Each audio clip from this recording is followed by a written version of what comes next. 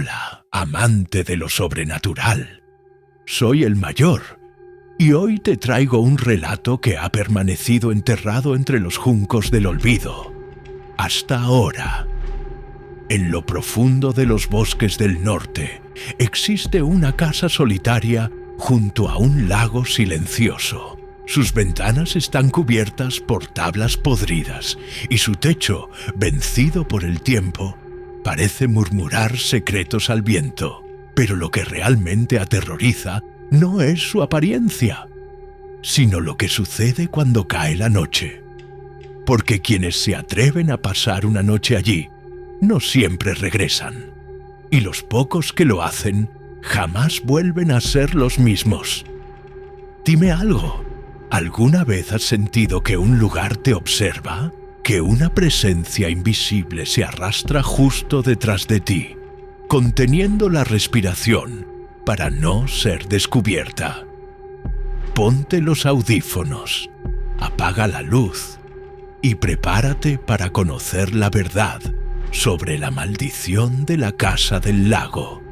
Una historia que ha sido silenciada por generaciones y que hoy tú vas a descubrir.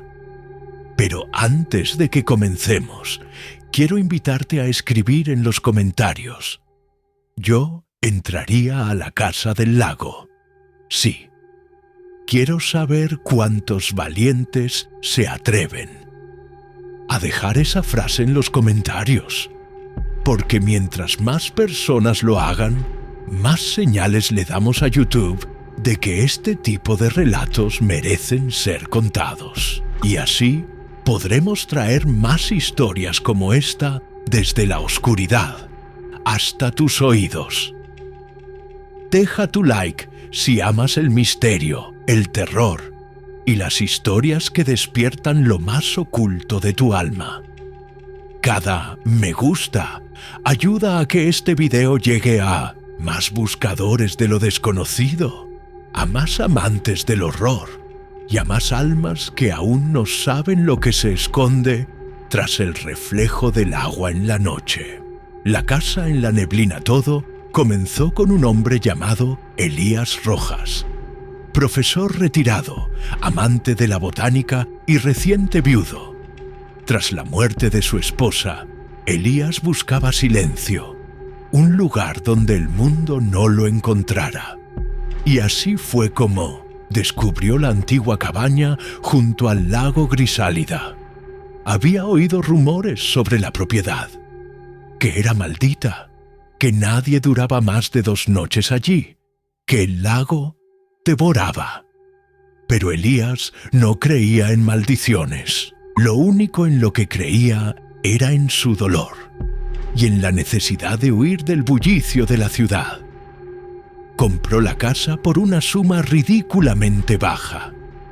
Nadie quería ese pedazo de tierra húmeda, podrida por dentro y llena de ecos antiguos. Y sin despedirse de nadie, empacó lo esencial y se marchó. El primer día fue tranquilo. El lugar estaba tan aislado que ni las señales de radio llegaban. Ni cobertura, ni internet, ni vecinos. Solo agua, niebla y el crujir de los árboles. Y eso era exactamente lo que Elías deseaba. La casa estaba en mal estado, pero algo en ella lo hipnotizaba. Cada habitación parecía haberse detenido en el tiempo, como si sus antiguos dueños hubieran salido un instante y jamás hubieran regresado. Había libros apilados, vajilla con restos secos de comida y un extraño diario de cubierta negra, oculto bajo el suelo de la habitación principal. El 583 diario tenía entradas antiguas de más de 70 años atrás, firmadas por alguien llamado Matilde. Había párrafos incoherentes y otros que parecían advertencias. No debemos mirar el agua cuando canta. Él viene de las sombras cuando hay niebla. La casa nos guarda, pero también nos retiene. Elías pensó que era el diario de una mujer con problemas mentales, posiblemente víctima de la soledad. Pero esa noche, la niebla cayó temprano. A las 00:17, el ruido comenzó. Primero fueron pasos, no dentro de la casa, sino justo afuera, como si alguien caminara en círculos alrededor de la cabaña, arrastrando los pies sobre las hojas mojadas. Luego, un golpe sordo contra la ventana del baño, y después, un canto. Una voz femenina, temblorosa, casi susurrada, que salía del lago. Elías se acercó a la ventana con cautela. La niebla era tan densa que solo podía ver unos metros más allá del porche. Pero en el agua juraría haber visto una silueta. No estaba flotando.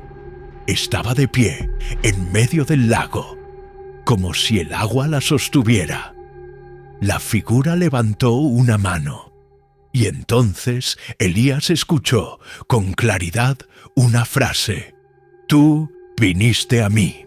Corrió a cerrar las ventanas, aseguró las puertas, encendió cada lámpara que encontró, pero la voz no se fue.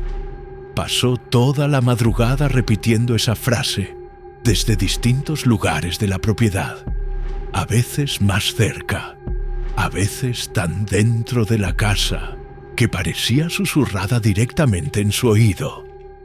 Cuando amaneció, Elías se encontraba acurrucado en la bañera, abrazado al diario negro. Tenía los ojos abiertos, pero no parpadeaba. Decidió irse. Subió a su camioneta, pero al intentar arrancarla, se dio cuenta de que la batería estaba completamente muerta. Y peor aún, el camino de salida estaba cubierto de agua. El lago había crecido, lo suficiente como para cortar su única vía de escape. Esa fue la primera noche, y lo que vino después fue mucho peor. Ecos bajo. El agua Elías no pudo irse. Pasaron 2 días desde aquella primera noche, y cada intento de escapar fue en vano. El lago, que antes se mantenía a varios metros de la casa, ahora rodeaba la construcción como una trampa natural. De agua subía sin lluvia, sin causa aparente, y la tierra ya no absorbía nada. Todo estaba húmedo, esponjoso, vivo. El segundo día decidió revisar la propiedad con más detalle. En el sótano encontró herramientas oxidadas, un piano cubierto de moho y una escalera que descendía aún más. Eso no lo había notado en el plano original. La escalera era de piedra, húmeda, con musgo y un olor penetrante a putrefacción marina. Bajó con una linterna temblorosa. Al final de la escalera encontró una habitación circular. En el centro, un pozo sellado con una tapa metálica, cubierta de símbolos grabados a mano.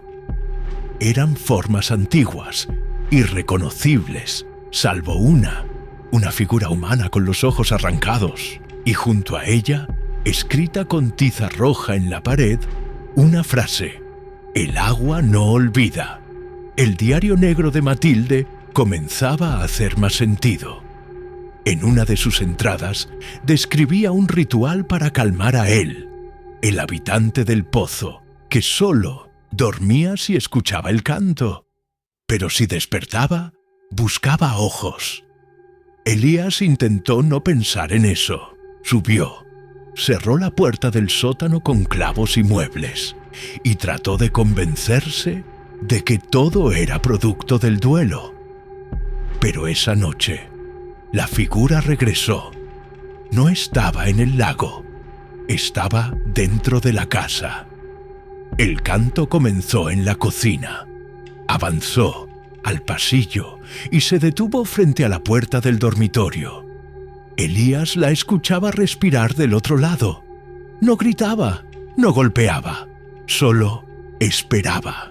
Y entonces los espejos comenzaron a vibrar. Todos los espejos de la casa mostraban el mismo reflejo. Una mujer de cabello mojado, con el rostro oculto tras un velo de algas, de pie detrás de Elías, aunque él estuviera solo. Si giraba, no había nadie, pero en el espejo, ella lo tocaba. Al tercer día, el hambre lo obligó a salir. Tenía que intentar cruzar el bosque, caminar horas si era necesario, pero escapar. Tomó lo esencial: una mochila, una linterna, una navaja y el diario. Mientras salía, notó algo extraño. Cada árbol parecía inclinado hacia la casa, como si todo el bosque estuviera observando, esperando su decisión. Al llegar a lo profundo del sendero, algo cambió. El suelo comenzó a temblar. El lago se movía, como si respirara. Elías giró y lo vio. Una figura colosal, salida desde el centro del lago, alzándose entre la niebla. No tenía rostro, solo un hueco oscuro donde deberían estar los ojos, y brazos largos que se extendían hacia la orilla buscando. Corrió, tropezó, sangró, pero no se detuvo. Al caer la noche, regresó. No había escapatoria. El bosque no lo dejaba avanzar más allá de cierto punto.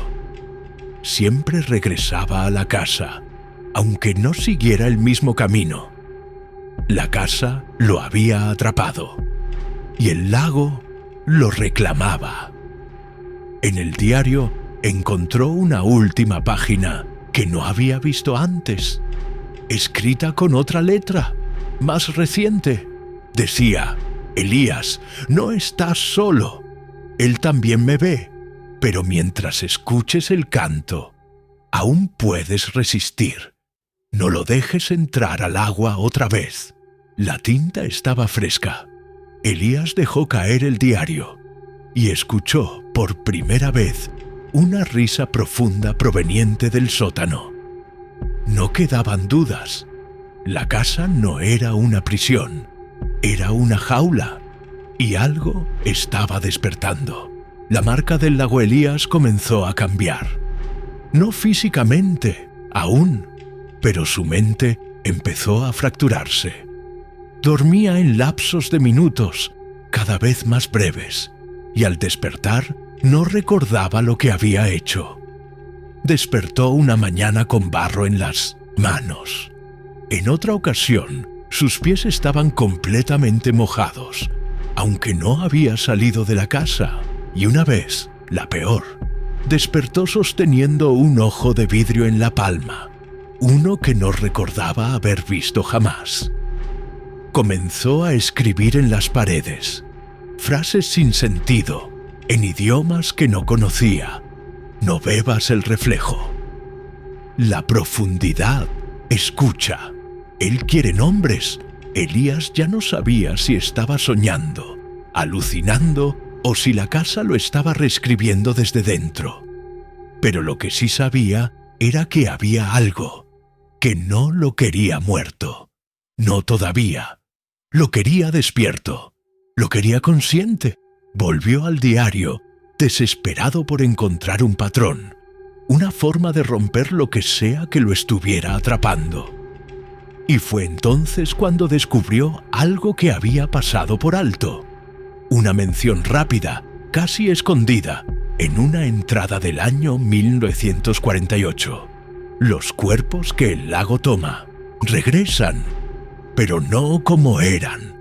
Regresan sin alma, sin sombra, con la marca detrás del oído. Allí comienza la pérdida del yo. Elías corrió al espejo del baño. Movió su oreja derecha y la vio. Una pequeña mancha azulada, como un hematoma, en espiral, justo detrás del oído. Palpitaba. Era reciente. Esa noche, mientras trataba de dormir con una navaja en la mano, el canto volvió, pero esta vez no venía de fuera, venía del pozo.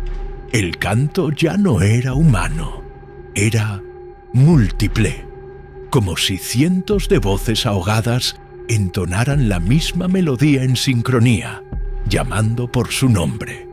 Y entonces vinieron las visiones. Elías cerraba los ojos y veía el fondo del lago. Una ciudad sumergida, hecha de ruinas imposibles, con torres negras y estatuas sin rostro.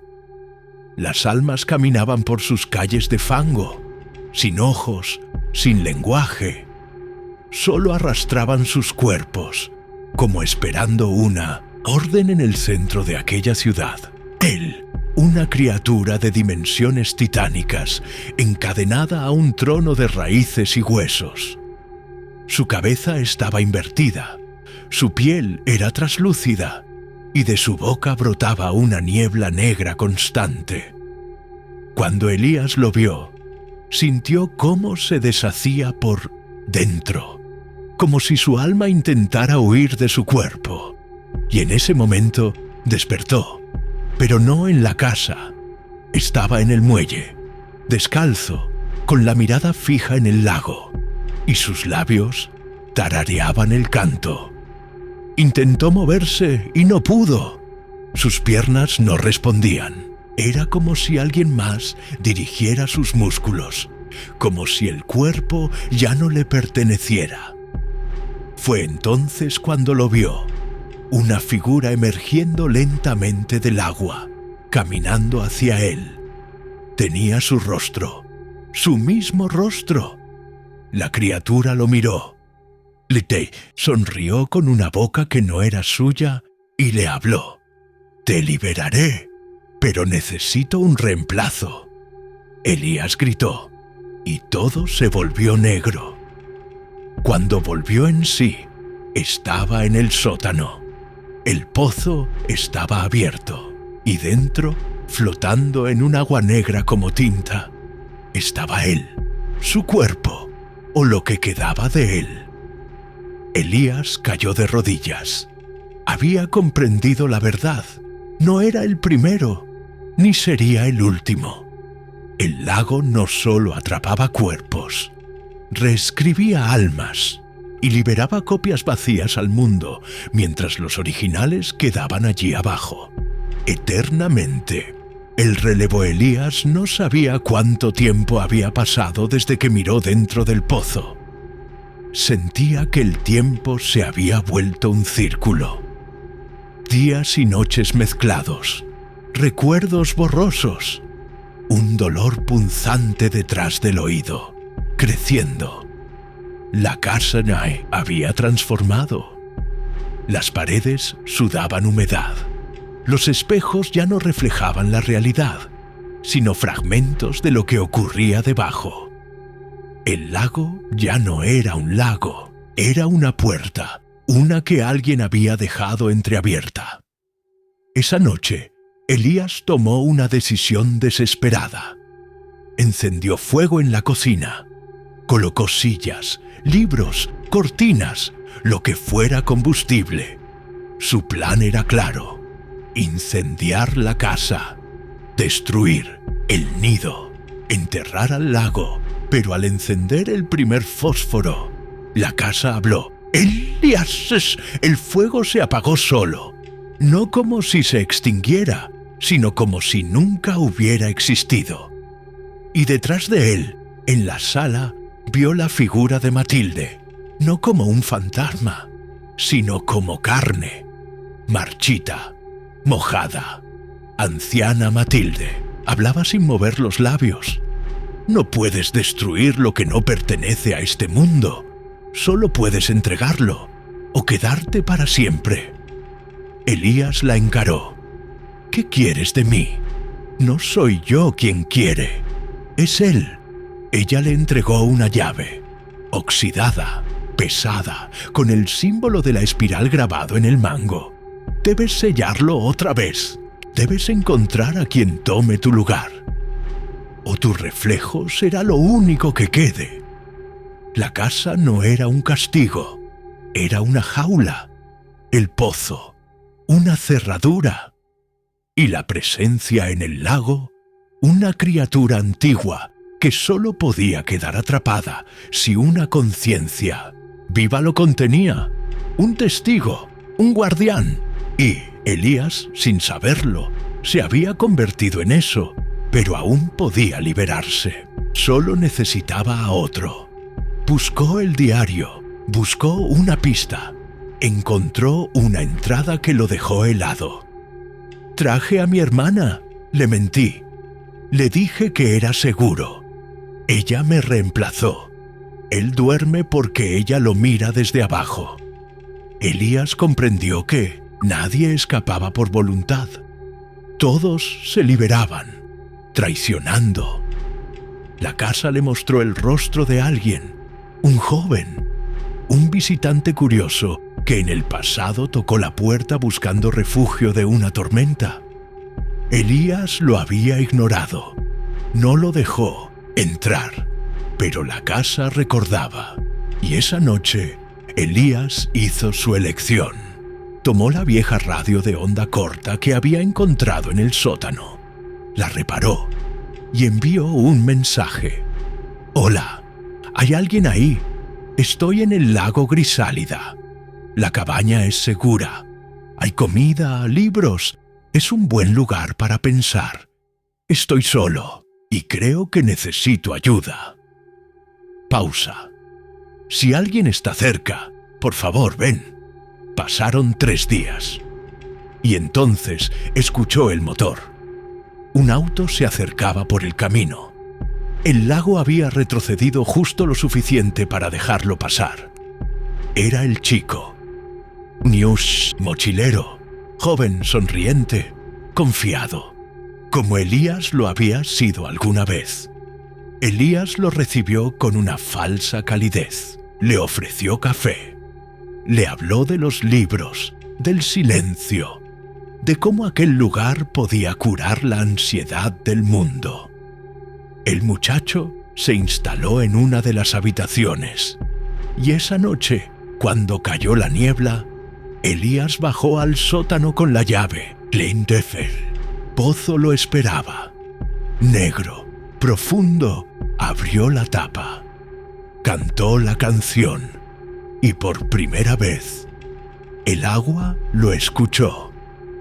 Elías sintió cómo algo abandonaba su cuerpo, como si hubiera estado conteniéndolo todo ese tiempo y ahora por fin se liberara. Subió al primer piso, tomó su mochila, cruzó la puerta y el lago lo dejó ir, no sin una advertencia. Desde el bosque, Elías miró una última vez la casa. En la ventana, la silueta del muchacho, mirando al pozo, cantando sin saber por qué. Elías sonrió con tristeza, no por crueldad, sino porque por fin alguien más lo entendía. Y mientras caminaba, la neblina lo envolvía, no hacia la libertad, sino hacia otro tipo de prisión. Porque una vez que has contenido a un dios, nunca vuelves a ser humano. Cierre y llamado a la acción y así termina la historia de Elías. Un hombre común, atrapado en una promesa antigua, condenado a ser el guardián de algo que no debería existir. No por haber cometido un pecado, sino por haber escuchado un canto. Pero tú llegaste hasta aquí. Eso te convierte en alguien diferente. Porque la mayoría no resiste, no aguanta la presión en el pecho, la oscuridad que se cuela entre cada palabra. Muchos apagan antes de tiempo, otros simplemente no quieren saber. Pero tú miraste al pozo y no apartaste la mirada. ¿Sabes lo que eso significa? Que hay algo en ti, una oscuridad, o quizás una curiosidad ancestral, un deseo de entender lo que otros ignoran, de enfrentarte a lo que vive debajo de la superficie, Por eso quiero felicitarte. No todos cruzan la neblina. No todos tienen el valor de caminar hasta el final de una historia como esta. Y si llegaste aquí, necesito que dejes un comentario con esta frase. Yo sería el próximo guardián. Sí, escríbelo, porque así sabré que formas parte del pequeño grupo que no solo escucha relatos oscuros, sino que los comprende, que ve más allá del miedo, más allá de la narrativa. Y créeme, cuando leo esos comentarios, sé exactamente quiénes son los valientes, los buscadores, los exploradores de lo invisible. Y no olvides también dejar tu like. No es solo un clic, es una señal, un pulso que YouTube interpreta como un llamado. Cada vez que das like, este relato tiene más fuerza para llegar a nuevos oídos. Y quién sabe, tal vez una nueva mente termine visitando esa casa del lago. Tal vez tú seas quien lo guíe. Además, suscribirte no es solo para no perderte el próximo relato. Es una forma de decir, estoy aquí, quiero más, no le temo a la oscuridad. Y si decides compartir este video, estarás haciendo algo mucho más poderoso de lo que imaginas. Estarás rompiendo el ciclo del silencio. Estarás pasando la llave. Ahí podrás ver fragmentos, pistas y otros relatos igual de perturbadores, para que nunca dejes de sumergirte en este abismo de lo desconocido. Y recuerda, la próxima vez que escuches una canción flotando desde el agua, no respondas, no mires y por favor, no sigas la voz, porque lo que sea que canta, nunca olvida un rostro. Hasta el próximo relato, Viajero de la Penumbra. El mayor se despide, pero la oscuridad siempre encuentra el camino de regreso.